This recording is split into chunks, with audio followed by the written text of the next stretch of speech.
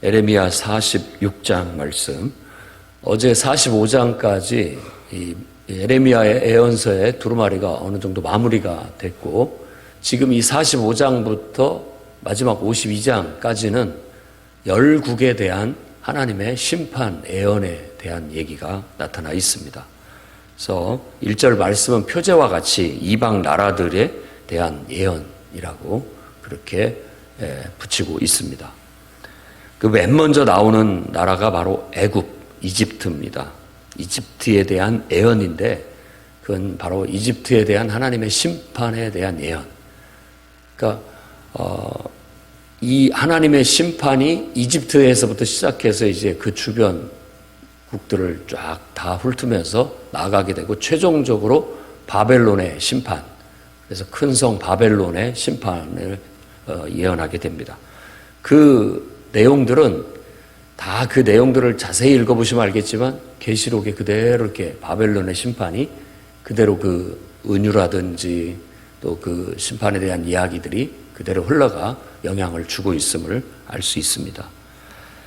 일단 애굽에 대한 심판은 갈그미스라고 하는 곳에서의 전투. 갈그미스는 이제 그미스 요새라는 뜻으로서 유브라테스 강이 마치 강 자체가 국경선 같은 의미를 갖고 있습니다. 그래서 이 북동쪽하고 남서쪽하고의 어떤 패권 전쟁을 거기 유브라테스 강에서 벌이게 되는데, 이제 아수르가 바벨론에게 멸망을 당하고 약화됐을 때, 이 그럼 중동의 패권을 누가 잡느냐라고 했을 때, 밑에 이집트, 애굽이 그 바벨론에 맞서서 자신들이 패권을 잡으려고 위로 올라가게 됩니다. 우리가 알고 있는 열왕기 하나 또 역대기에는 바로 그때 애굽의 바로 느고, 애굽의 왕은 바로라고 하기 때문에 다 바로입니다. 그런데 그 이름은 느고였어요. 바로 느고가 그 패권 전쟁을 치르려고 북쪽으로 올라갈 때, 선지자의 말에 이사야나 이제 선지자들은 에레미야나 맞서지 말라고 했는데, 그때 당시 왕이 요시야 왕이었어요. 요시야는 8살에 왕이 돼가지고 결국은 39살에 마흔을 넘기지 못하고, 그때 무깃도라고 하는 곳에 가서 이 바로 느고를 맞섭니다.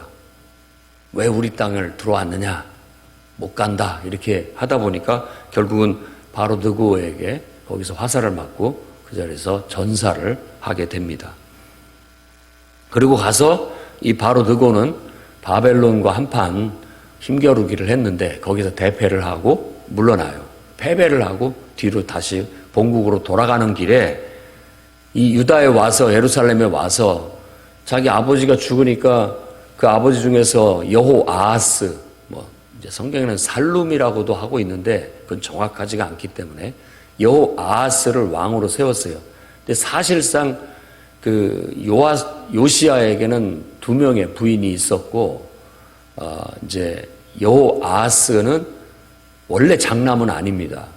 성경에는 이제 열왕기로 따지면은 우리가 잘 알고 있는 여우야김, 이 여우야김이 더 2살 더 많은 형이었어요. 그런데 여호아하스를 이제 왕이 죽으니까 왕으로 세웁니다. 근데 이제 퇴각하는 길에 바로 느고가 와가지고 여호아하스를 포로로 잡아가지고 끌고 애굽으로 가게 되고, 그 여호아하스는 거기서 죽음을 맞게 됩니다. 23살 때였죠. 그리고 여호야김을 이제 배다른 형제 여호야김을 왕위에 세워놓고, 이제 우리 말 잘 들어라 하고 애굽에서 바로 느고가 꼭두각시처럼 왕으로 세우게 됩니다. 그때 여호야김은 2살 차이니까 25살이었다고 할 수 있죠. 그리고 이제 애굽은 다시 본국으로 들어가게 됐는데, 그 여세를 몰아가지고 느부갓네살 왕은 바벨론의 군대를 이끌고 애굽을 정벌하러 내려옵니다. 그게 4년 후예요. 그래서 여기에서 말하는 여호야김 4년은 바로 바벨론이 이 팔레스타인 땅을 싹 완전히 점령을 하면서 애굽에까지 침탈을 해가지고 가는 거예요. 그러니까 에레미야의 말을 들었더라면 아마 이런 또 전라는 그 유대인의 그 유민들은 당하지 않았을 거예요. 결국은 본국에 전쟁이 치열하고 또 죽임을 당할까 봐 무서워서 도망을 애굽으로 갔는데 바벨론의 그 무시무시한 군대는 계속 쫓아와 가지고 애굽까지 와서 싹 휩쓸어 버리고 가게 됩니다. 그러니까 결국 바벨론을 하나님께서는 몽둥이처럼 사용하셔서 그 당시에 이 하나님의 대적 애굽, 이집트를 심판하는 것으로 나타납니다. 그리고 에레미야 선지자를 통해서 주로 주어진 말씀은 이집트냐 바벨론이라고 했을 때 이집트는 아니다. 바벨론으로 가라. 차라리. 이 애굽은 어떤 나라냐? 알다시피 그곳에서 정착해 살면서 이스라엘 백성이 자신의 정체성을 잃어버릴 만큼 우상에 깊이 빠지게 했던 나라. 그래서 애굽은 어지간하면 가지 말아야 할 곳. 거기 가면 신앙을 다 잃어버리고 세상 사람이 돼버린다라고 그 머릿속에 그런 느낌으로 애굽을 봅니다. 그래서 결국 오늘 말씀에도 보면은 하나님께서 바로 나의 대적 10절 말씀 보면 그날은 주 만군의 여호와께서 그의 대적에게 원수 갚는 보복일이라. 그래서 하나님께서 그러한 이집트에 대해서 원수를 갚는 그런 의미로 보복하신다라고 말하고 있습니다. 그리고 하나님을 주 만군의 여호와라고 칭하고 있다는 걸 알아야 됩니다. 전쟁 만군이라는 것은 엄청난 군대의 수장이라는 그런 의미를 갖기 때문에 하나님께서 정말 왕으로서 큰 군대를 이끌고 그들을 멸하시는 것처럼 보복하시고 심판하시는 것처럼 말합니다. 그때에도 이와 같은 역사가 일어났을 뿐만 아니라 이제 마지막 날에도 이와 같이 하나님께서 주님의 대적들에게 보복하시는 날이 오게 되는데 이게 바로 최후의 심판이라고 우리가 또 보통 얘기하는 그겁니다. 요한계시록의 7의 대접들은 하나님의 진노의 잔은 바로 이러한 대적들에게 부어지는 것으로 나타나고 그때 당시 그 대적의 큰 은유적인 상징은 바벨론이 되는 겁니다. 그 다음에 이제 13절에서부터 26절이 위에 2절에서 12절까지가 갈그메스 전투에서의 이야기를 다루고 있는데 시적이면서 풍자적인 묘사를 하고 있습니다. 전쟁을 하러 와라 하면서 전쟁에서 결국은 너희들이 다 패하게 될 것이다 라는 것을 시적이고 풍자적인 애언으로 다루고 있어요. 애언은 시적입니다. 그리고 풍자적이에요. 은유적이고. 그래서 우리가 시를 해석하듯이 애언도 그렇게 해석을 하는 겁니다. 거기 은유와 상징을 담아서 또 풍자적으로 또 하나님이 메시지를 담고 있기 때문에 은유나 풍자 이런 것들은 크게 중요하지 않지만 그것이 주고 있는 메시지 이것을 더 핵심을 잡아내는 해석이 필요하다고 볼 수 있습니다. 그러니까 그 해석은 10절에 나와 있는 거예요. 하나님이 보복하시는 것이다. 하나님께서 벌하시는 것이다.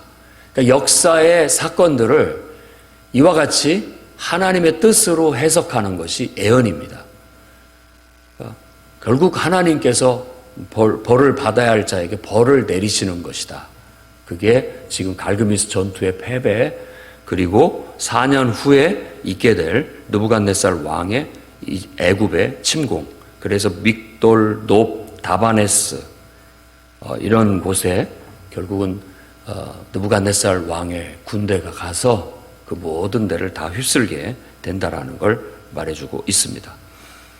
13절에서 26절은 바로 4년 후에 일어나게 될 애굽의 침공에 대해서 얘기합니다. 말씀 속에 일어나라 우리가 포악한 칼을 피해 우리 민족 고향으로 돌아가자라는 말씀이 나옵니다. 16절에. 그것은 바로 그곳에 다바네스에 피난해서 갔던 유대인, 유민들 이야기입니다. 야, 전쟁 피해서, 죽음을 피해서, 칼을 피해서 여기까지 왔는데 또다시 거기까지 그들의 무시무시한 칼이 미치게 됐다라는 거예요. 다시 고향으로 돌아가자라고 그렇게 말하고 있다라는 겁니다. 그러니까 하나님 말씀을 듣지 않게 되면 결국은 우리가 올바른 선택을 한 것 같고 좋은 길을 택한 것 같은데 결국 잘못된 판단이나 옳지 못한 더 나쁜 길을 가는 경우들이 많습니다. 당장 눈 앞만 보지 말고 우리는 미래를 내다볼 수 있어야 되고 하나님의 눈으로, 하나님의 마음으로 이 미래를 해석할 수 있는 그런 능력이 필요합니다. 그러기 위해서는 우리가 기도를 훈련해야 되고 그러기 위해서는 성경 말씀을 읽으면서 성경 말씀으로 우리가 훈련이 되어져야 됩니다. 왜냐하면 성경 말씀은 하나님의 눈으로, 하나님의 마음으로, 하나님의 뜻으로 해석된 역사거든요. 그러니까 우리도 지금 주어지는 현실, 걸어왔던 과거, 앞으로 살아갈 미래를 하나님의 눈으로, 하나님의 마음으로, 하나님의 뜻으로 헤아려 볼 수 있는 눈은 성경을 읽다 보면 자동적으로 길러지게 되고 기도를 깊이 기도를 훈련하다 보면 그런 능력들이 우리에게 주어집니다. 그래서 바울은 그러한 은사들을 말씀의 은사, 지혜의 말씀의 은사, 지식의 말씀의 은사라고 얘기하고 있고 더 나아가서는 영들 분별함의 은사, 또 애언의 은사 이런 다양한 은사들로 말해주고 있는 거예요.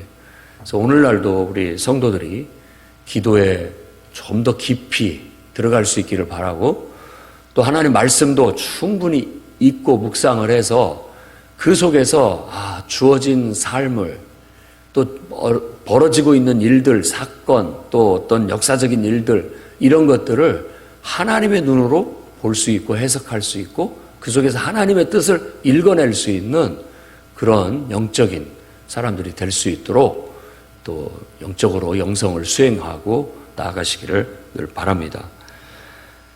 그다음에 20절 말씀 보면 20절에서 26절까지는 또 애굽을 암송아지처럼 얘기를 하면서 북으로부터 쇠파리떼가 줄곧 끊임없이 달라들 것이다 라는 식으로 은유적으로 묘사를 합니다. 이런 게 이제 풍자적이면서 은유적인 거예요. 애굽을 암송아지처럼 말을 하고 있고 북쪽에서 쇠파리떼들이 와서 계속 이 핏바라먹는 파리들. 그래서 북쪽에 느부갓네살 또 다음에 일어나게 될 페르시아 그리고 또 뭐 헬라 제국 계속해서 핏바라먹듯이 괴롭히고 고통스럽게 하는 그런 일들이 북쪽에서부터 올 것이라는 걸 예언하고 있습니다.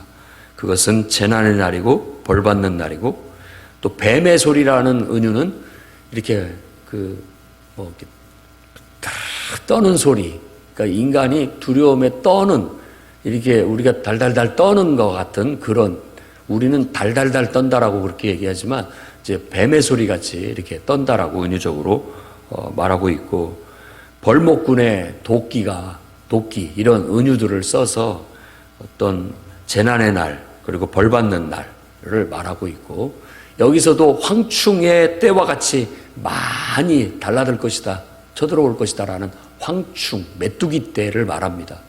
이런 것들은 다 심판의 하나의 은유로 다 쓰여지게 돼서 요엘서에서도 메뚜기 때에 대한 얘기가 나오고 있고 요한계시록에도 황충같이 생긴 괴물에 대한 은유가 나오고 있죠. 이런 것들은 무시무시한 때로 달라드는 듯한 밀고 오는 그런 것들이라고 볼 수 있습니다. 그리고 애굽의 하수가 흘러 넘친다, 홍수가 났다라는 것으로서 물이 홍수가 나고 파도가 친다라는 건 불안정한 혼란을 은유적으로 말하는 것들이라 할 수 있어요. 그래서 결국은 애굽은 재난의 날을 받게 될 것이고 또 벌받는 날을 당하게 될 것이다 라고 말하고 있습니다. 그리고 딸 애굽이라고 항상 이 나라나 민족을 딸로 얘기하는 것은 그 사랑스럽고 애띤 그런 연약한 백성들을 은유적으로 말하는 겁니다. 백성들은 늘 딸이라든지 이런 식으로 말해서 연약하고 아름답고 사랑스러운 어떤 존재로 묘사를 하는 겁니다.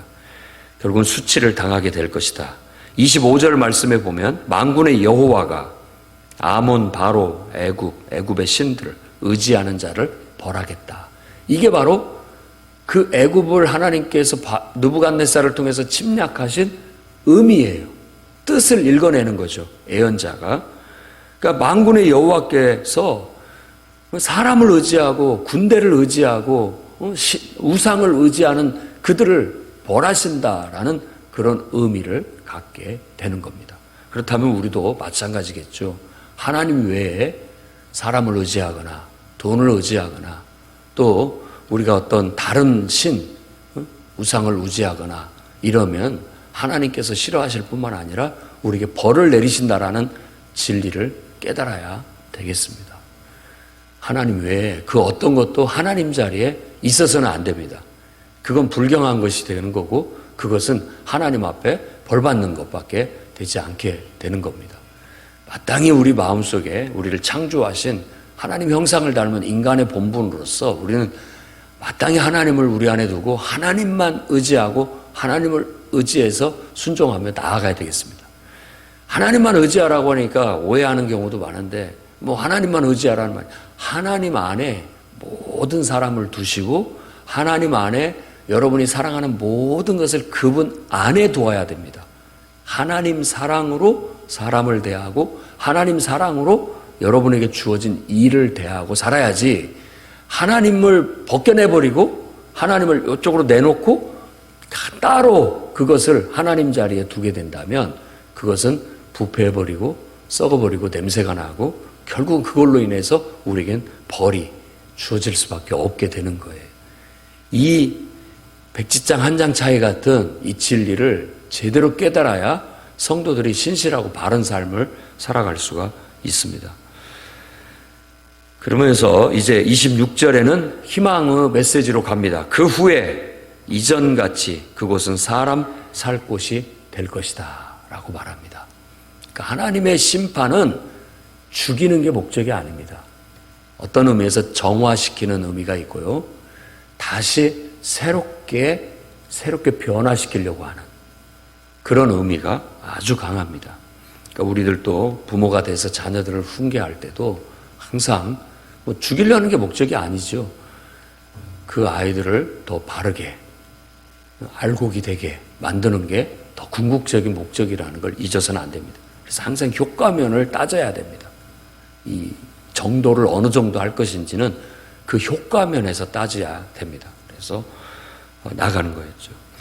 그 다음에 27절에서 28절에 이집트의 심판으로 그곳이 정화돼서 사람 살만한 곳이 다시 될 것이다 라는 말씀과 함께 27절, 28절은 이제 내 종 야곱이라고 해서 하나님의 백성에게 초점을 맞춥니다. 두려워하지 말라. 내가 너를 먼 곳에서 구원하겠다. 포로된 땅에서 돌아와 평안히 걱정 없이 살게 하겠다라고 말합니다. 그러니까 하나님의 심판이 온 세상에 내려진 후에 다시 회복될 하나님의 나라. 그게 이 에레미야의 또 구약의 이사야라든지 선지자들의 그 틀이에요. 예언의 틀. 하나님의 심판이 임하고 그 다음에는 회복된 정말 하나님의 나라가 짠 등장하게 될 것이다 라는 거죠. 그 구조에 따라서 요한계시록도 똑같은 구조를 가지고 있는 겁니다. 하나님의 심판이 임하고 거기에 하나님의 나라가 멋지게 탁 다시 서서 거룩한 하나님의 나라가 일어나게 될 것이다 라는 걸 말해주고 있는 것이죠. 그러니까 우리는 어떤 의미에서 이와 같은 하나님의 비전, 하나님의 말씀을 믿고 의지하고 오늘도 주님 역사해 주십시오. 오늘도 하나님 우리 안에서 역사하시고 일하십시오. 하나님 심판하실 자를 심판하시고 벌하실 자를 벌하시고 또 하나님의 뜻과 계획을 우리를 통해서 일으켜 주십시오. 그래서 온 세상의 악과 저주가 사라지고 하나님의 정의와 공의가 바로서고 정말 사람이 살만한 세상, 하나님의 평화와 하나님의 그 축복이, 하나님의 은혜가 넘실넘실 넘쳐나는 그런 하나님의 나라가 일어나게 해주십시오. 확장되게 해주십시오.